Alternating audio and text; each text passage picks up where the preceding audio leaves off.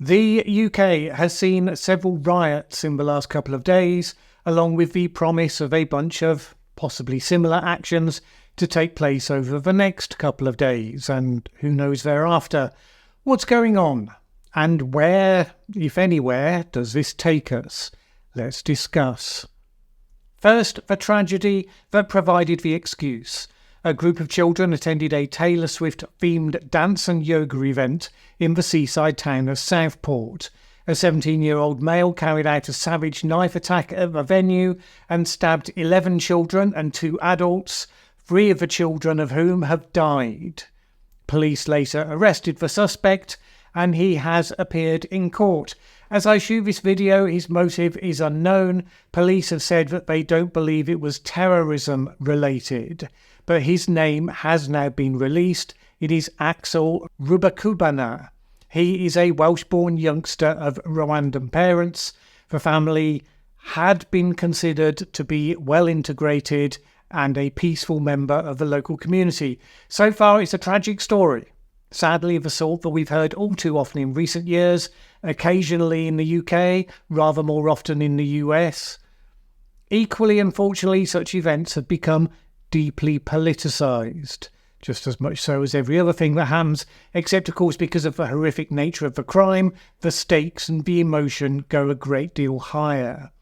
So in the immediate aftermath, 2 things happened. 1, the community most affected in Southport tried to come to terms with shock and grief that had suddenly been visited upon them. Southport is not the sort of town that would ever have expected to see such violence, which of course is often the case in these incidents. They can indeed happen anywhere, but of course we assume they couldn't happen in our town, our village, whatever. But while they were trying to come to terms with all of that, the wider country was similarly naturally outraged, and people wanted to know who had done this. In the UK, you can't in law name a suspect who's under the age of 18, at least not until certain legal processes have been gone through. So that gave something of an information vacuum, and we know how much people like to fill exactly those sorts of vacuums. An anonymous so-called news website, Channel 3 Now, published a tweet that quickly went viral where it named someone called Ali al-Shakati as the suspect, claimed that this individual was on the MI6 watch list and that he was known to Liverpool Mental Health Services. All of that was lies.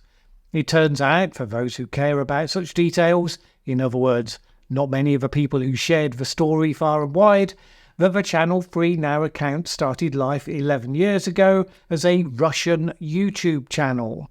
These days, it has paid for high-end privacy protections, so information about current ownership is impossible to get, and its supposed news website names no reporters. All of its stories are anonymous.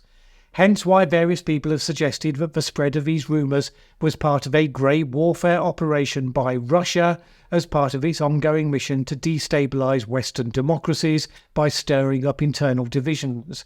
That may or may not be true.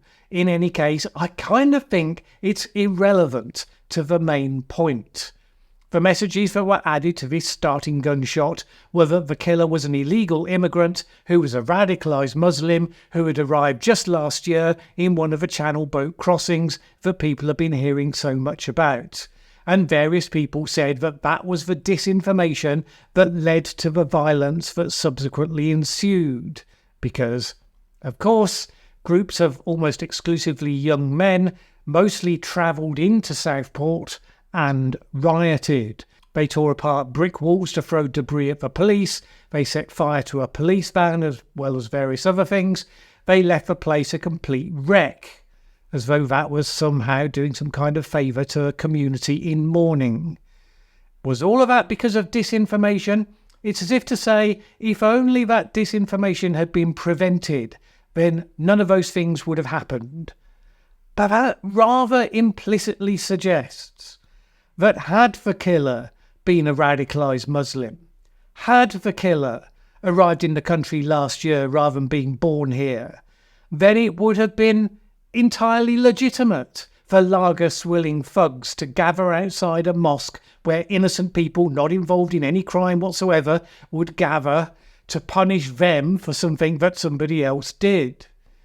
The facts don't support their origin story, but even if they had, it wouldn't justify what people went on to do. By the way, I am entirely consistent on this. After all, I often criticise and condemn on the other side the much less destructive but certainly foolhardy actions of campaigners like Just Stop Oil. I say to them, just because you believe there is a major problem and injustice in the world does not justify you inflicting harm and inconvenience on people in the bizarre notion that the latter somehow addresses the former. And exactly the same principle applies here, except 10 times more so.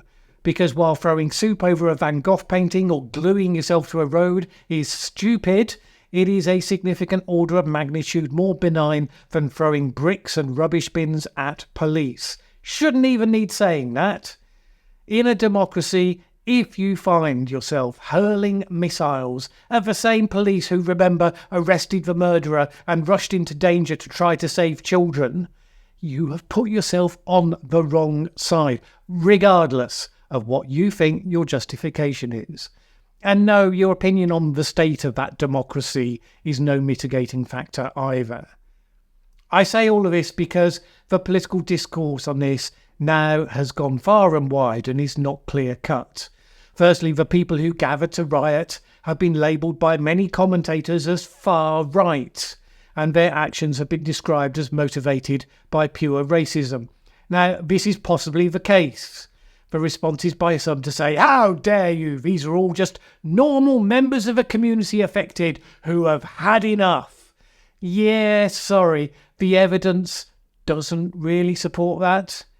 It's worth noting that significant numbers of the Southport community the next day came together to help repair the damage that had been done to the mosque there and to rebuild the walls that had been destroyed. The people who did that rather looked like a more representative cross-section of the Southport community than these people. At the same time, it's certainly the case that media commentators have been so quick to label everyone to the right of themselves as far right, for that label to have become a significant red flag. Were the people who led the violence representative of all the people who travelled to the area? There's a good chance they were. It seemed to be a group of people who come spoiling the fight, but there's equally a chance that they weren't. That lots of people came to express anger, but not to smash up the community, but the ones that did smash it up got all the attention. And in that case, the same dynamic that affects every other demonstration applies. For people who are the most extreme, the most violent, or even just the most eccentric, they attract the attention and define the nature of the event, whether that's fair or not. People who justifiably mocked the CNN reporter standing in front of a burning city with the description, fiery but mostly peaceful, can't complain when you call this a riot. Let's be clear, significant numbers of the police, people who, again, were defending the community against the murderer, were injured by the end of the night. Not defensible, not for any cause. The fact is, whether they were motivated by far right-wing ideology or whether they were just opportunistic hooligans keen to seize an opportunity for a fight, what they are, by definition, is violent thugs. Any legitimate concerns about levels of immigration and illegal immigration and consistency of law enforcement and any of those other complaints, and as many European countries have been finding, there are widespread complaints in some of those areas. Those legitimate concerns are weakened and damaged by this sort of expression. Just as legitimate concerns about climate change are brought into disrepute by activists doing counterproductive nonsense in its name. And again, I mention that not because the harms are comparable, but simply because I'm saying that I'm consistent in my critiques on this sort of justification for lawlessness. So the next question is, where do we go from here? We are promised, threatened, with more such actions over the weekend. The government and the police have promised, threatened, that any such attempts will be met with speedy and robust response. Is there any sort of end game here? Are there political objectives behind the thuggery? Some kind of change strategy that, however unrealistic, is guiding the choice of action? As far as I can tell, the answer's not really, except that to whip up anger against people from other races, frankly, regardless of where they were born and so on, somehow is going to serve their wider aim. Like Roger Hallam of Extinction Rebellion, they believe if only they can cause enough noise in the streets, it will attract support to their cause, and more people will demand change and the government will have no choice but to give it to them. Except, of course, what they are demanding is deeply contrary to the values of the British people by all evidence, who are actually a very tolerant and open-minded people. They will be repelled by this sort of action, not attracted by it, even the ones who do have genuine concerns about immigration and so on. And therefore, once they've had their fun, thrown all their bricks, and once a significant number of them have been arrested and made to face consequences, these actions will fade away. You can only build momentum if you have something capable of gaining momentum and you have an end cause in sight.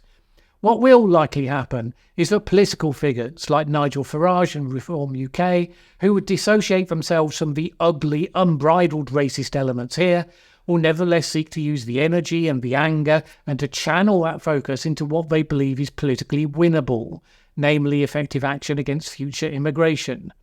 Farage was criticised heavily for a video he made in the early stages of his controversy, where he framed questions that rather fed into the growing fires of misinformation, while staying on just the right side of plausible deniability. He was critiqued because, while he'd spread that content far and wide, actually, as a Member of Parliament, he had the opportunity to demand answers to exactly those questions, but he didn't turn up to the statement to the House, where it would have been legitimate for him to do so, which made it all look rather performative and not serious. And rather underlies that even if this will pass in due course, it is a dangerous moment. People looking to use tragic events as their political opportunity have to be clear about the fire they're playing with. And they should also, in my view, reflect on the thing that they're doing and obviously not doing, which is not engaging with the wishes of the families of the children who were killed, who have called for the violence to stop, or the community that was affected, whose streets they destroyed, leaving them to clear up the mess. Those are not noble acts.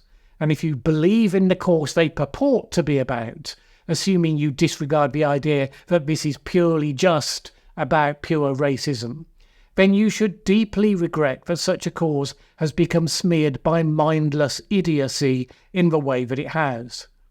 Now, the good news, and there's not a lot, but there is this, is that 2 of the children have now been discharged from hospital. The other 5 that are still in care are described as being in stable condition, which I'd rather hopefully interpret as being a good sign that they also will recover, and let's hope quickly. Their suffering and the suffering of their families is ultimately the real story of this horrible event. The violence is not about them, is not done on their behalf, and while it is doubtless going to capture a lot of attention, it is fair and just not to lose sight of them, the real victims of this story, the real heroes and heroines as well.